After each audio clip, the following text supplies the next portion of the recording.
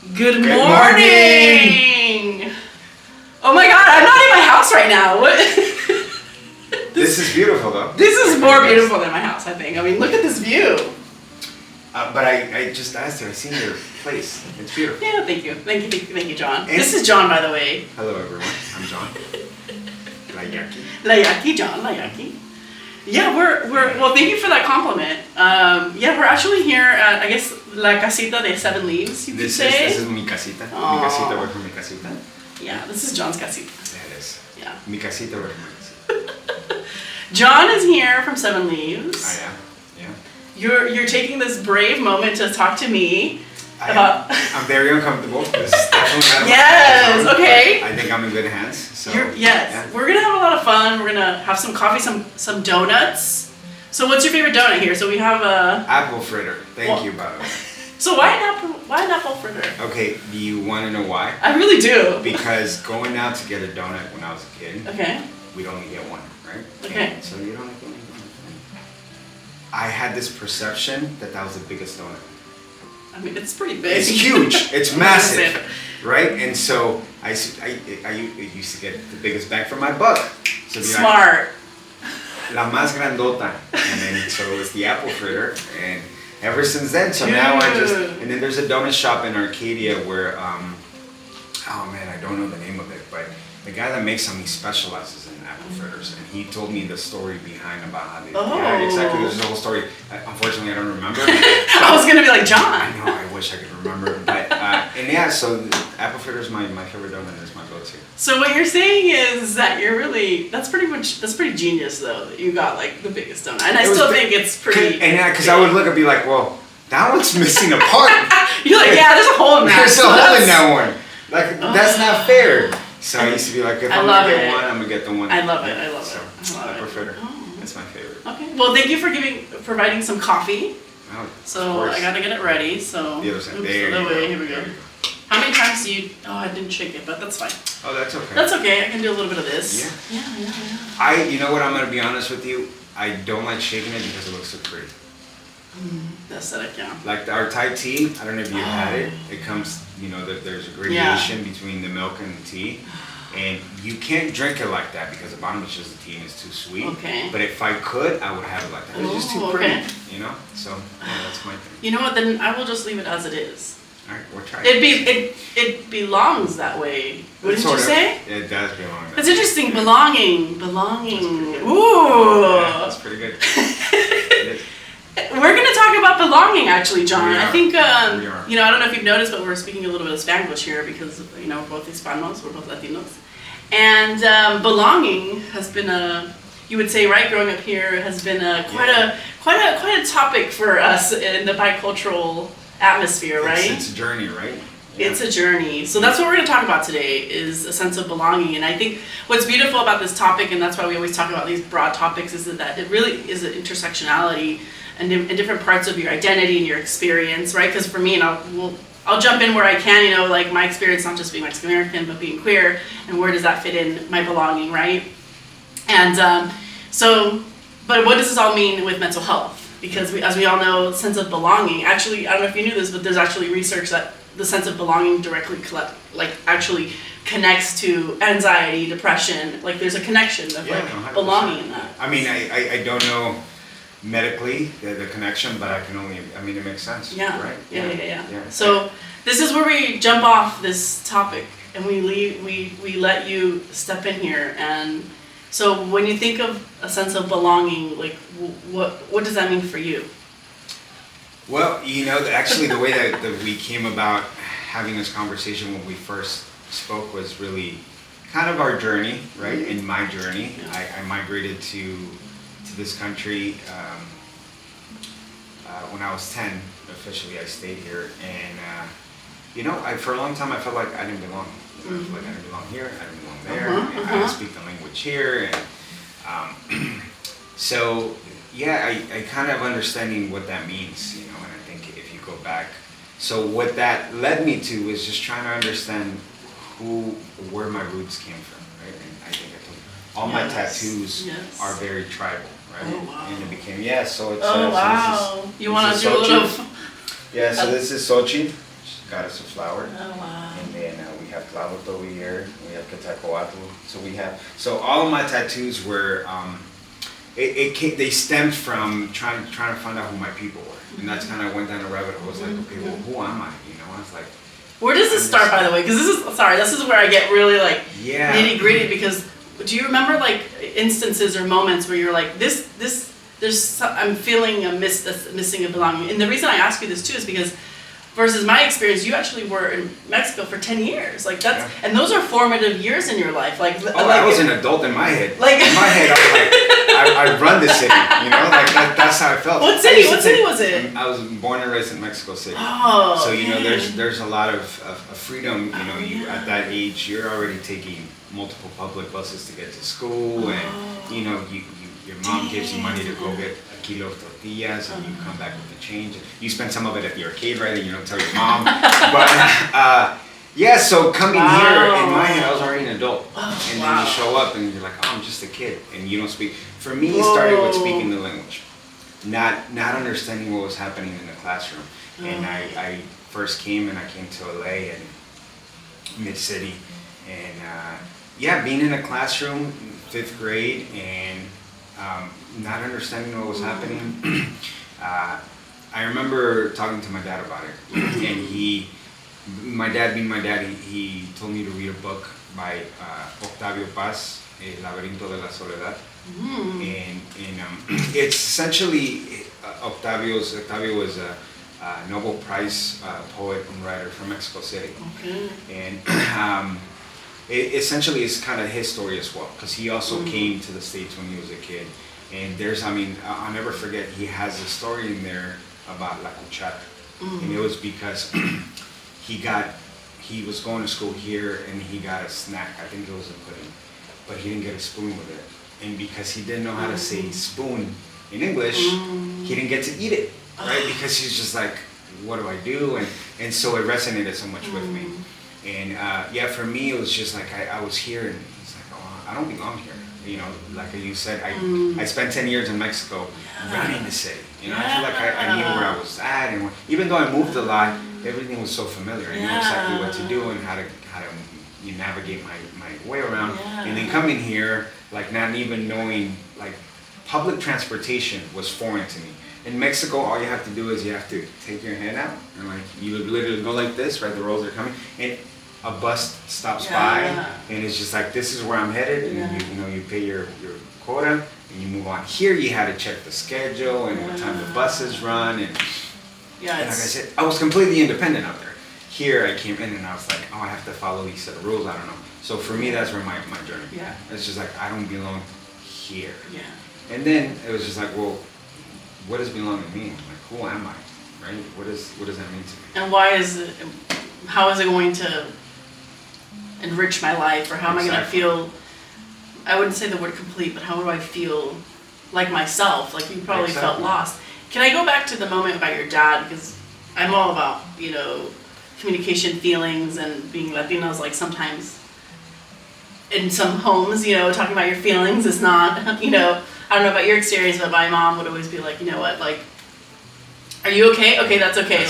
Let's just move on, And so I thought it was kind of interesting that your dad, I don't know if that was his form of like sharing with you how he could help you, was like guiding you with this book, like advising you with this book. But was he, like, how did you communicate to your dad? Like, I'm feeling this way. Like, I'm just so curious how that went about. That's a very interesting question.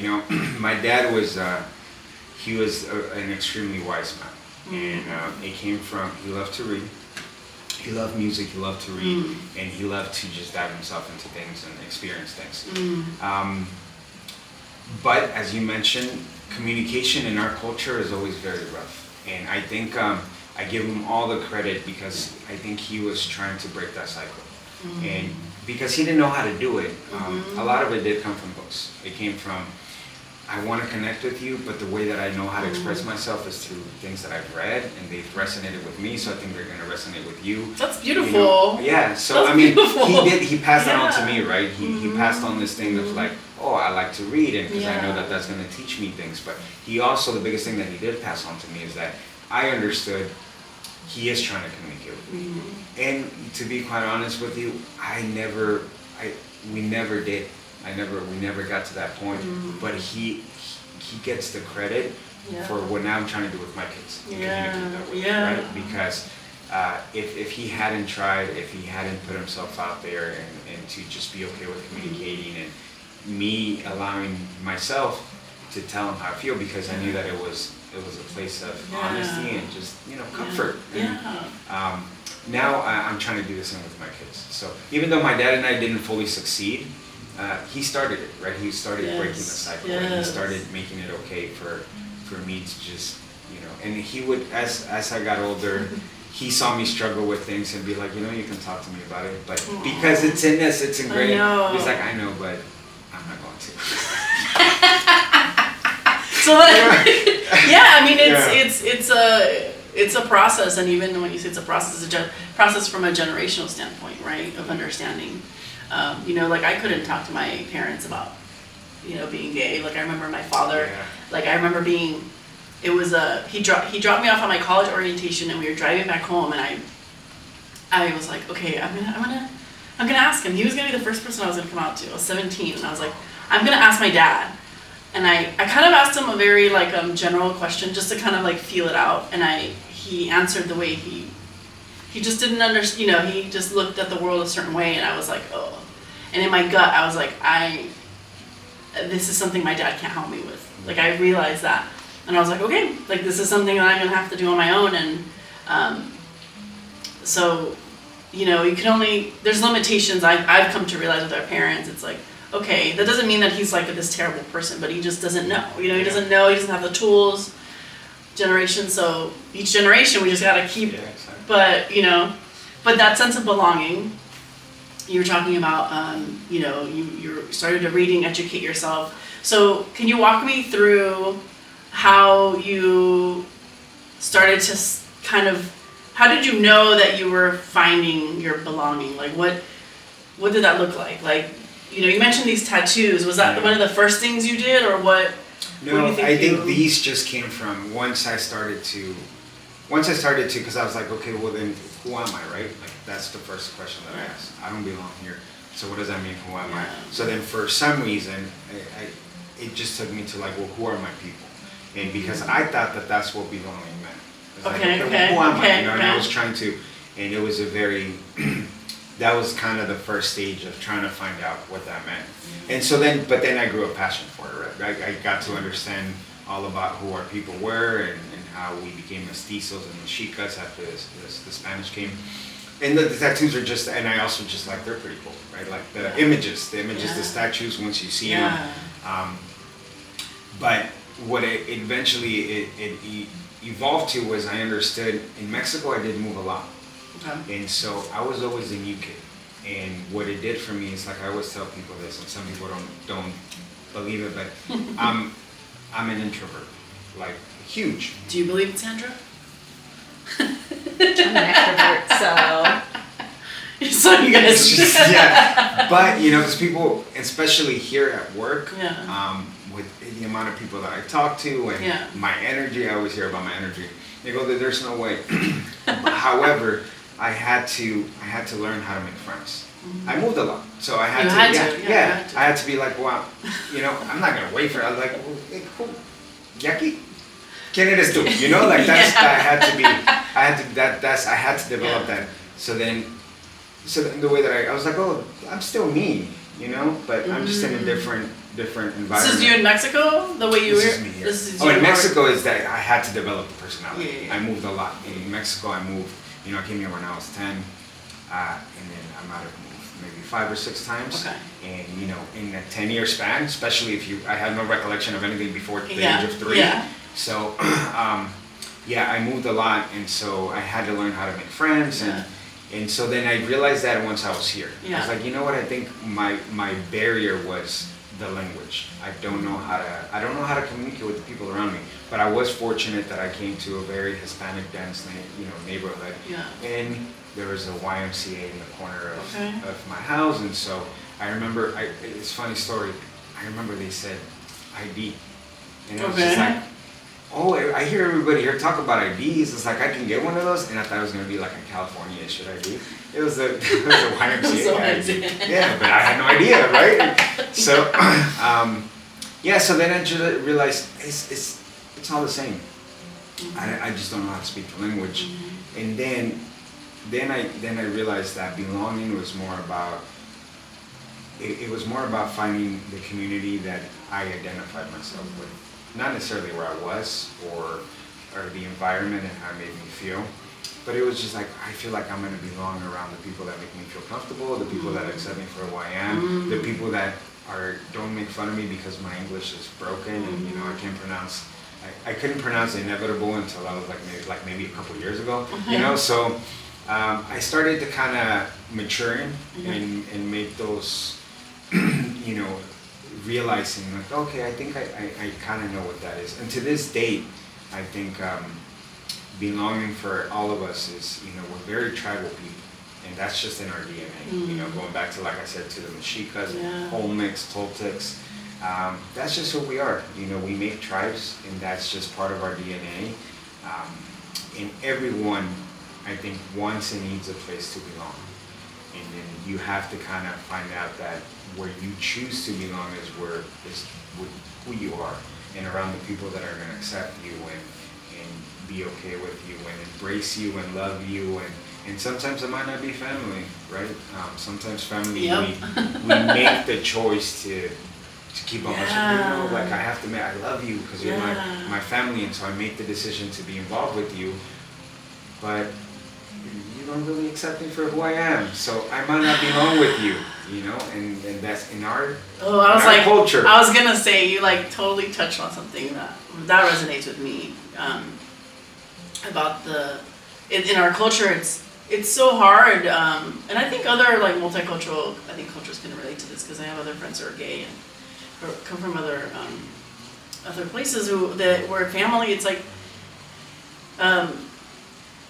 do you have to sacrifice, right, your family to be who you are, to feel like, and that you think that the belonging is like, oh, it's with your family because that's, you know, but you have, I mean, there was a good amount of time there where I was like, I need distance, I need time to figure out who I am, so that I can come back to my family and be like, this is who I am, like, and if you want to be a part of my experience and who I am, like, then that'd be okay. And I think that goes back to like, when I think about belonging too, I think of, because I have a question for you that's coming up, but it's like, I get very existential here, okay? But, so go with me here, but like, I feel like belonging also is such a personal, internal thing too. To feel like I belong because I love myself so much that I'm like, I love who I am. And, you know, a lot of the times we want to fit in different kind of like boxes and groups, but there's also, I feel like I've come to realize how enriching it is to love how you are uniquely as you are. Like that uniqueness that makes you John. Like, you know, there's no other John Angeles, you know.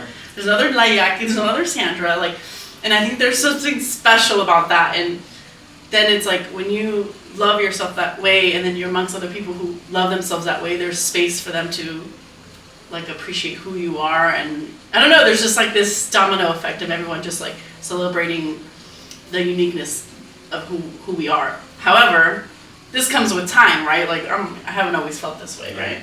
I don't know if you've always felt this way, which was what I was going to ask you, is like, I'm sure when you're like a teenager, did you ever have moments where you're like, that you were willing to compromise, like, and willing to be like, you know what, I'm just gonna like do this because that's what they're doing, and I'm gonna. So yeah, so 100. What comes to mind? 100%. I mean, you know, I think I'm very fortunate that what kept me grounded growing up was I love sports. You know, I used to play soccer. That I think soccer was the one thing that there was always. I always had that community around me that brought people that were interested in different things, but once we got in the soccer field, we all had kind of a common goal. You know, and I made a lot of friends that I played soccer with that, again, we didn't belong outside of the soccer field. We didn't belong together, right? Right. People that I was just like, oh, you're into that? No, that's not me. I'm cool. So I'm very fortunate that I think soccer always kept me grounded in terms of seeing that and understanding that.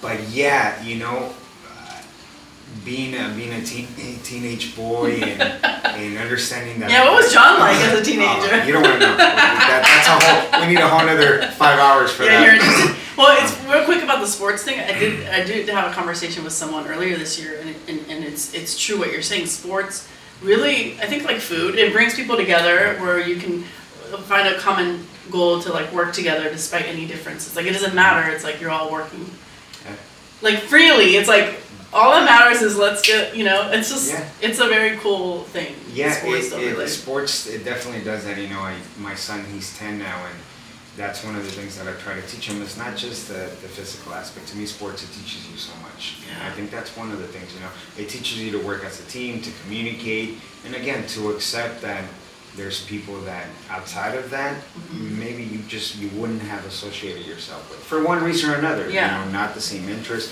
Maybe someone's not the same age, or but so soccer helped me do that. You know, grounded. I can see that. But like I said, as a teenage boy and understanding that I like girls, and it's just like you at first everything's kind of physical, right? Yeah. Oh, she's pretty. Right. You know, she's pretty, and you don't understand about having a conversation and finding things that doesn't matter when you're a teenage boy. You're just like, and so then all of a sudden you realize like, oh, that one girl that I like, she's into this, but I'm not. Maybe I can be into that. So that's kind of, you know, I think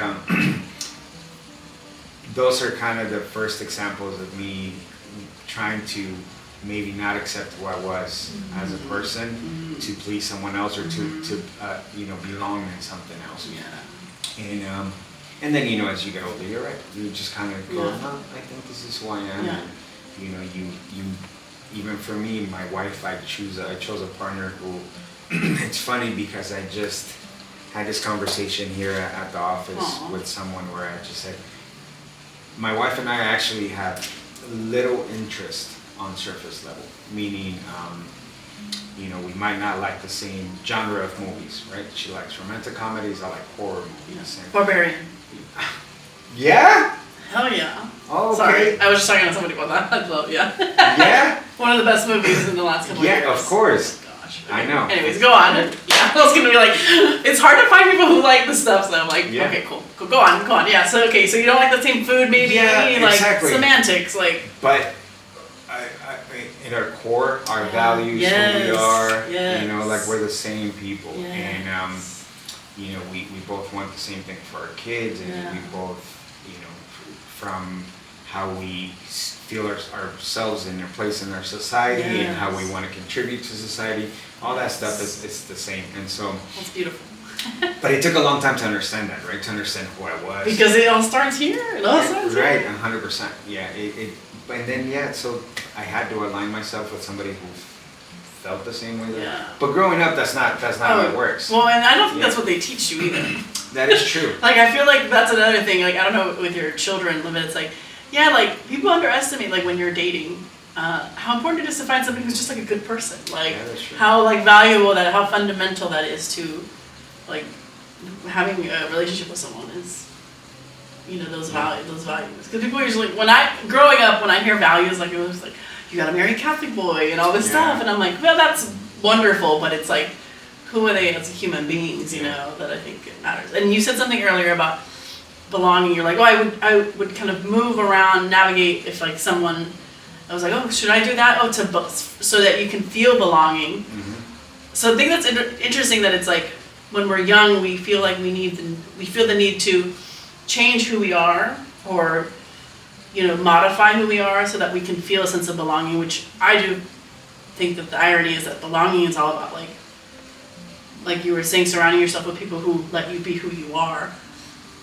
And I come back to this a lot because like I think that's such a fundamental principle of loving yourself, and then that also connects with your mental health. Yeah.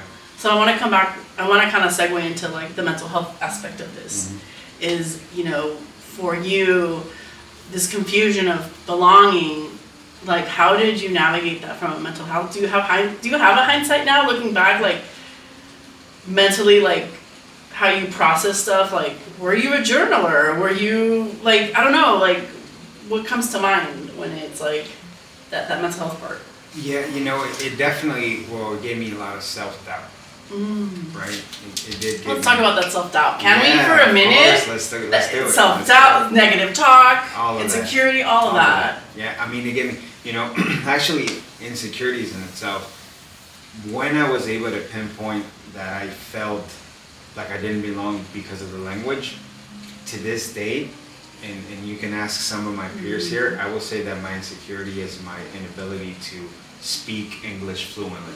I still have that. I still hold on to that. It's a core belief, Yeah, I still, you it's know, a core belief. Because your English is great, though. Thank you. But I know it's a core belief. It's something that Yes. is shaped, it's a part of your experience. I mean, it's I'm very insecure about how I enunciate things and how I pronunciate things is something that I know it's there and I'm working on. I'm working on letting it go, but it still helps shape who I was. Yeah. You know, and Yeah, absolutely. on the mental health aspect of it, it does. You know, it gave me a lot of self-doubt. Yeah. You know, and talk about like imposter syndrome a little bit, like not belonging. Yeah. It did give me like, oh, maybe I shouldn't be here. Maybe I'm not smart enough, or this and that. You know, it does create a lot of that sense of not belonging. It creates a lot of self-doubt, and it creates a lot of, oh, should I belong? I don't belong. You know, I'm not good enough. You know, and so then you have to learn how to work through that. But and you, to your point about going back, you don't realize that until you get older. You don't realize that until you look inward and you go, wait, why do I feel like that about myself? And then you go like, oh, I know why. Can we talk about the moment you look inward? Because I think it's different for everyone. Yeah. I think things happen where you're like, hold up, let's look inward. Like what's going on here? Like, did you have a moment where you're like, okay, John, like, wait, hold up, like, because you, obviously there was a shift that was made, you know? So what? Again, to tie it back to sports, I think sports gave me the ability to do that. And when I started doing it for myself, it was much later, but they gave me the blueprint. So when you played, say, high school or college soccer, those games are actually recorded. And I'm fortunate enough to have grown up in the age where they actually recorded games. Oh, that's cool, yeah. The games are recorded, and so you go back and you watch the film. And that's when you learn, okay, the goal happened here, but the mistake was all the way over here. Look at the way you could have made this pass, you didn't, they stole the ball, so oh my gosh, so soccer gave me the blueprint to be like, okay, this is the issue, but that's not really the issue, right? There's a root there.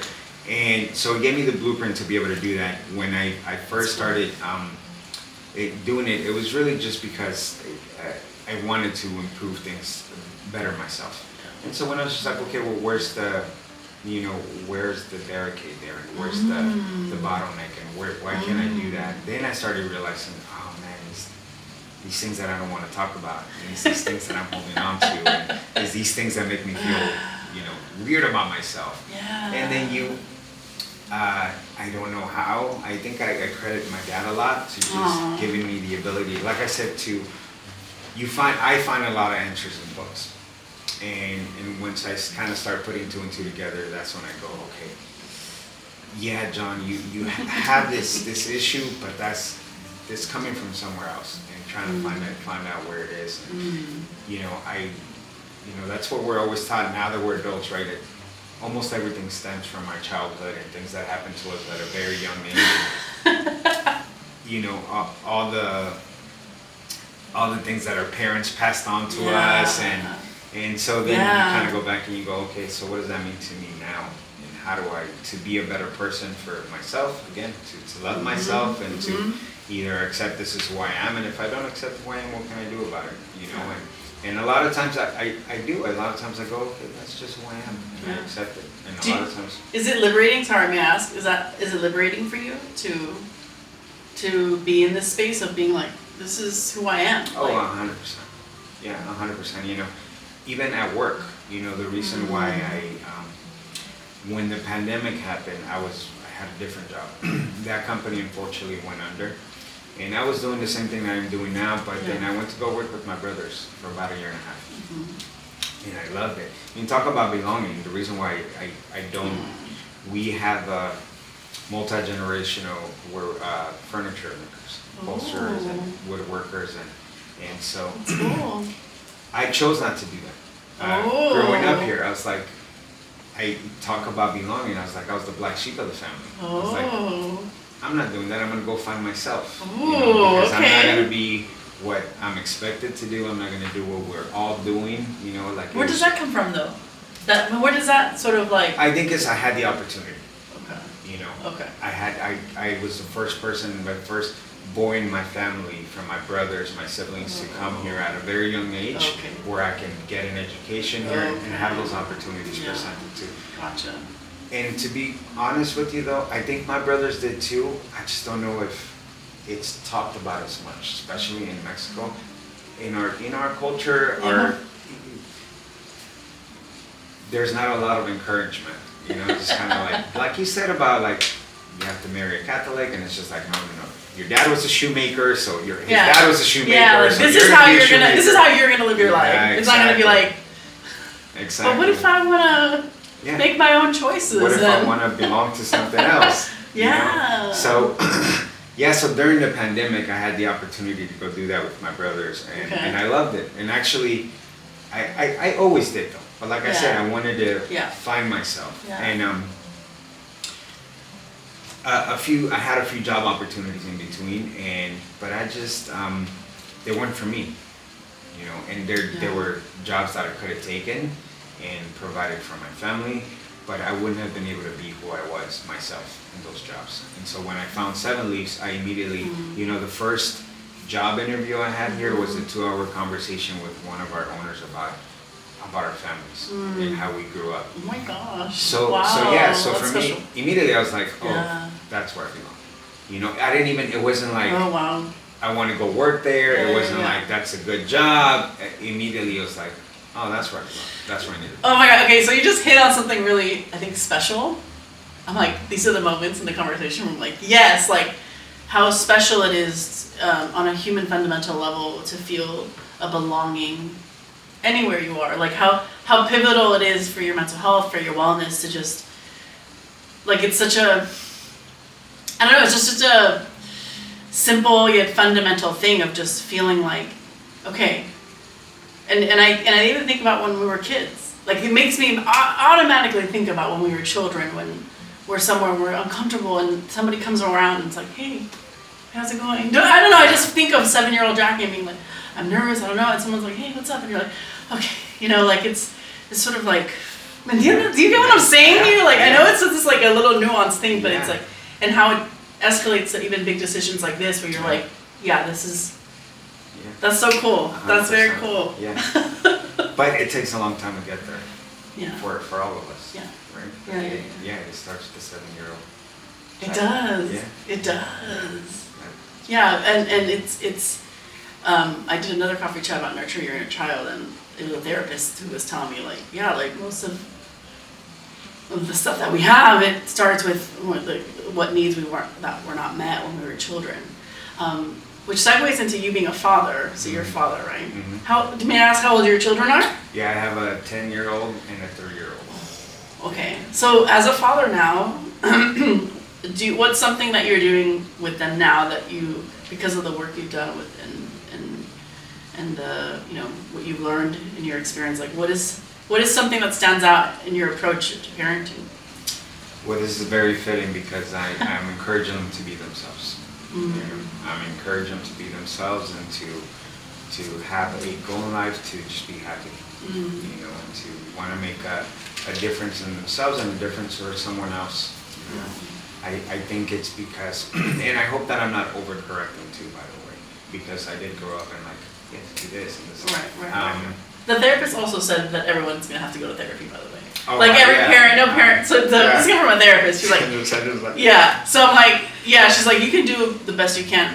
People should still do that because, we're complex and everyone has to process and heal differently. So, 100%. Anyways, that's comforting at all. But no, thank you. Yeah. Yeah, so with my boys, that's kind of what I do. You know, they're two completely different. I mean, you couldn't have day and night.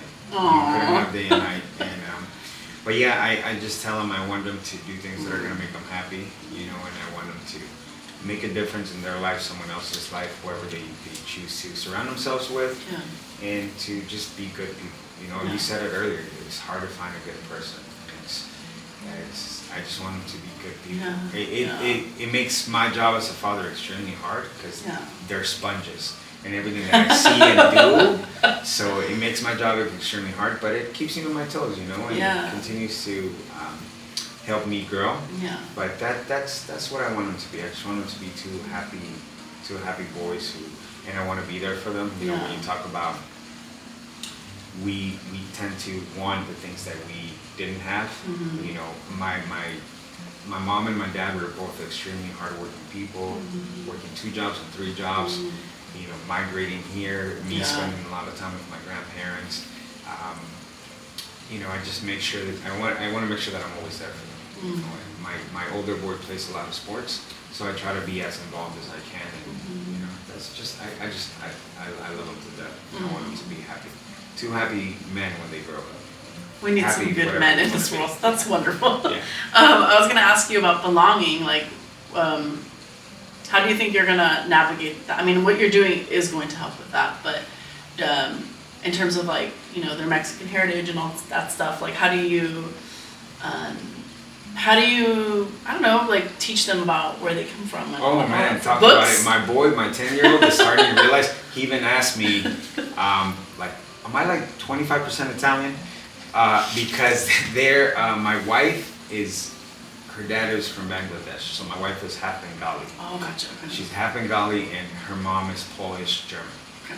So now they're Mexican, German, Polish. That's cool. Bengali. Yeah, and so having to teach them about, you know, where their mom comes from and you know, my wife's father, he was a super smart guy, worked for NASA, and he had his own incredible story of you know, growing up in a place where you don't have shoes and then having the ability to come here and make, you know, just produce a better life for himself and obviously his kids. And so my kids are, well, the older one understands, the 10-year-old is going through that and he loves it because she's just like, so what does that mean for me? But we did have the conversation. I was just like, because I went through that, we did have the conversation. It was just like, oh, that's just, you know, what helped shape you. But who you are is who you choose to be. It's, you know, it's what's inside of you. It's what you want to be. You know, so you don't know, and I told them that you don't know anything to anyone. You know, you will only owe things to yourself to figure out who you are and who you want to be. So it's pretty cool that we know where we come from, that we know our history, but it's, I think, more important that we know who we are and where we're going, right? And so I feel like because of my experience coming here and feeling lost, feeling like I didn't belong, going through that mental struggle, right? It did give me some tools to have those conversations with my boys, especially because, you know, they're so mixed. But I just want them to be themselves. I love that. Well, I mean, like, I'm gonna pick one more question about fatherhood because I think it's cool. Is how do you navigate? I mean, they're quite young, but I'm like, these are the years, right? Yeah. So I'm like curious, like, how do you approach? How do I word this? Like, making sure that they feel. This is very existential, and I'm just gonna throw it out there, but like, how do you encourage or share with or emulate that, like, their existence is very special, like that it's not conditional, like what they do with, you know, because I think sometimes, you know, previous generations, there's a lot of, you know, discourse about like being valid because of like how hard you work or what you do, this and that and this and that, and I think people lose sight of like, you know, people their existence is valid and they're just who they are for who they are. ¿Me explico? Yeah. ¿Sí? Mucho. Which is something like in our culture would never like. Never. No. And sometimes we don't have the necessarily like the, you know, there's certain circumstances that, you know, are valid of like why sometimes that's not available, you know, because of socioeconomical stuff and stuff like that. But You know, it's funny that you mentioned that, especially in our culture and how, but man, shout out to and props to, I have an older brother, Victor, who he's the most outspoken with us and from us about, hey, we should talk about the things that we feel and thank you, Victor. I love that. Are you kidding me? Shout out to Victor. Yeah, shout out to my brother Victor. Yeah. We were in a camping trip recently, last month, and he shared that with myself and our older brother Caesar. He shared that actually, you know, the way, because my brother Caesar also too, shout out to him, he's super smart. Everything was, you know, it's easy to him. He's super smart. And so he shared with us that, you know, our parents always saying, well, you're not as smart as Caesar, you know? It's just like the things, you know. They don't even know what they're doing too, you know? Exactly. Like, ni saben, like. Exactly. And, you know, number one, I love my brother so much, and I appreciate Victor for sharing that with us, and I appreciate Victor for putting us in that position of wanting to share with us, because, you know, we're not used to doing that, you know, and my brother, I think I am, but not everyone else. No, like you know, but that's not how we grow up. Yeah, no, and, not you know, at all. My brother Victor is like, he's big on that. And Yeah, so, that's awesome. yeah, There was always somebody in the family, by the way, yeah, that yeah, like it's helps him. to kind of like, Yeah, you know, it's move the 100%. family. It's 100%. So shout out to you, Victor. Yeah, But shout out to Victor. That's really cool. And yeah, so with my oldest son in particular, he's very tough on himself as it is already, and he, you know, it makes my job easier of just letting him know how great he is, even when he doesn't think he is, because you know, as you know, what we were used to is just like, oh, we have to go to school, we have to get good grades, and you have to work hard, and I don't think our parents ever say that love is conditional because of those standards. Yeah. But they definitely make you feel that way. Like, They make you feel they that make way. you feel There that we way. go. They You know, make you even feel if it that starts just way. like, oh, I don't want to get in trouble. Like, why am I gonna get in trouble? You know, I It's tried my fear, hardest. Right, it's like, Yeah. we're like always on watch. It's Yeah, like, exactly. So they do make you feel that way. And even though my boys, you know, they do go on timeout and they do get in trouble. And by the way, the biggest trouble that they will get in, and I told both of them, if they ever tell on each other to me and my wife, that's gonna be the biggest punishment there I is. love that. So if he does something, I told him, unless don't they're putting each other in danger, Right, you know, or right, someone right. else doing.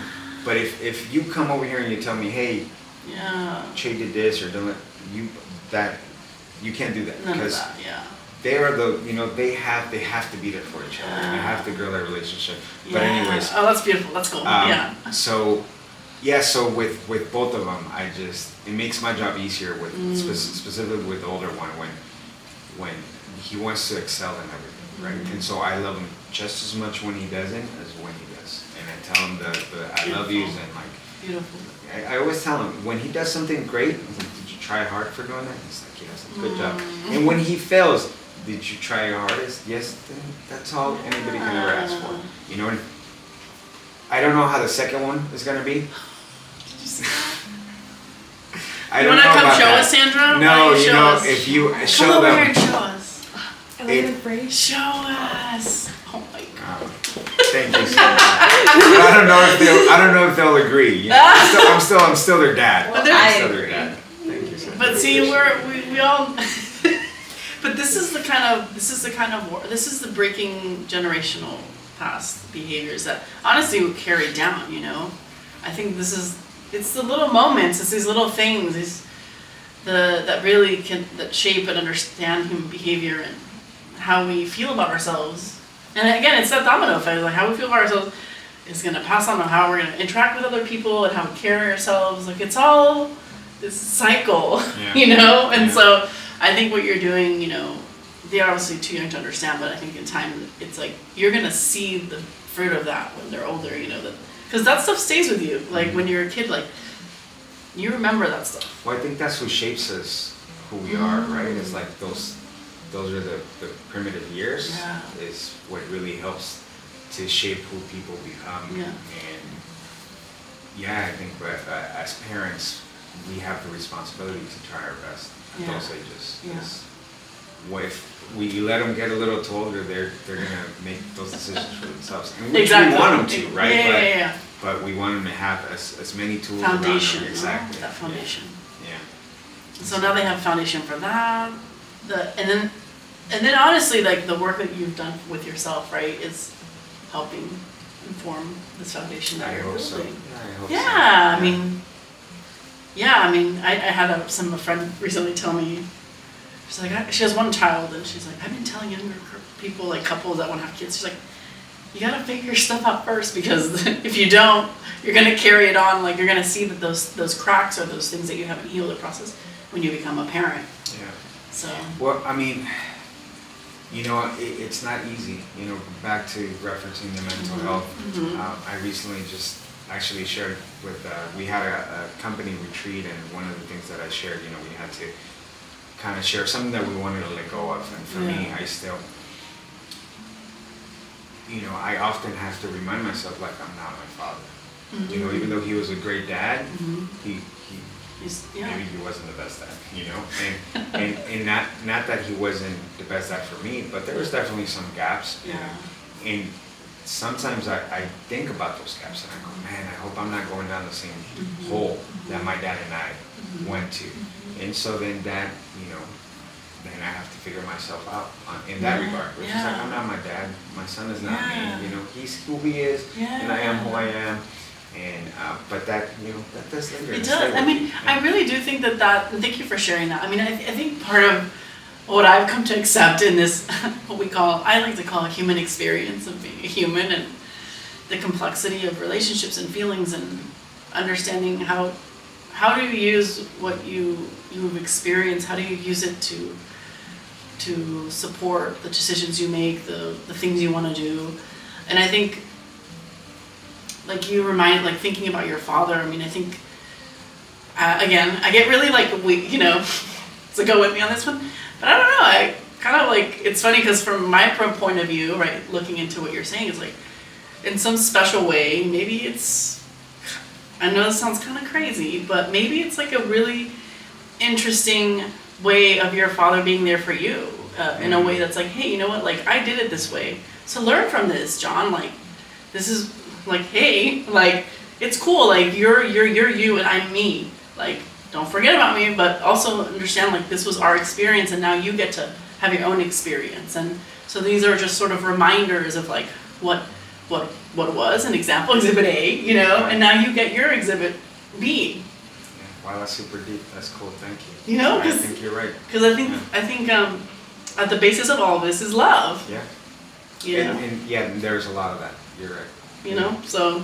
Yeah, you're absolutely right. Thank you. I don't know. I mean. Yeah. She's on to something.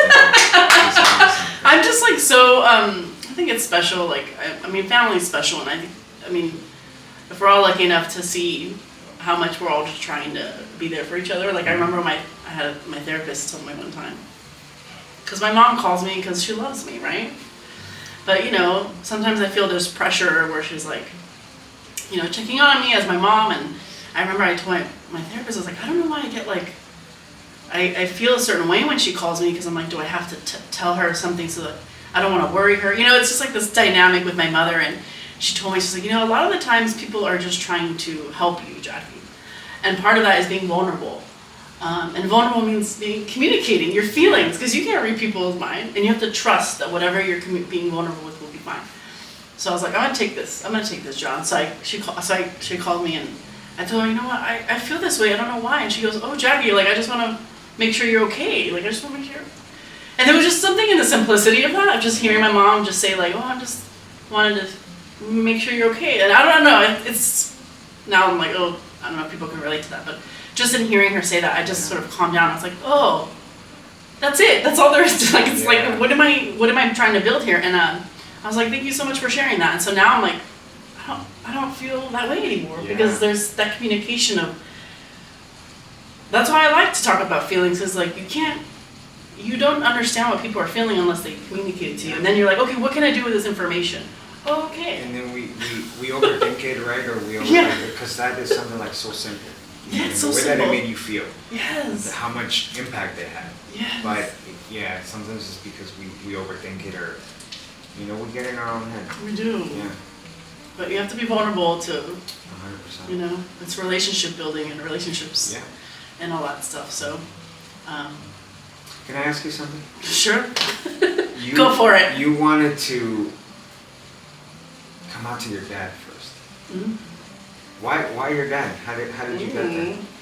Obviously, as a father, right? This is interesting. Yeah. Oh my God. Okay. Okay. Here we go. I'm like, I hope I don't get emotional, but whatever. That's fine.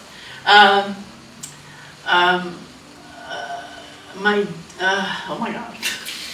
John, ¿qué me estás haciendo? I mean, wow. My dad is a wonderful man. He's always been very actively present in our lives, and he was always somebody that I think he's an intelligent man, and so yeah, going to him was like, I mean, I don't know now, I'm like, was he just doing that because he was my dad? Like, maybe he always made me feel like he could be there for me, like, have the answer for me, and because he wanted to protect that love doesn't protect, right? So, growing up, I'm like, oh, okay, like, I have this problem, I'm gay, like, maybe my dad can fix this. Oh, it's figure of speech, right? I have this problem. Is that?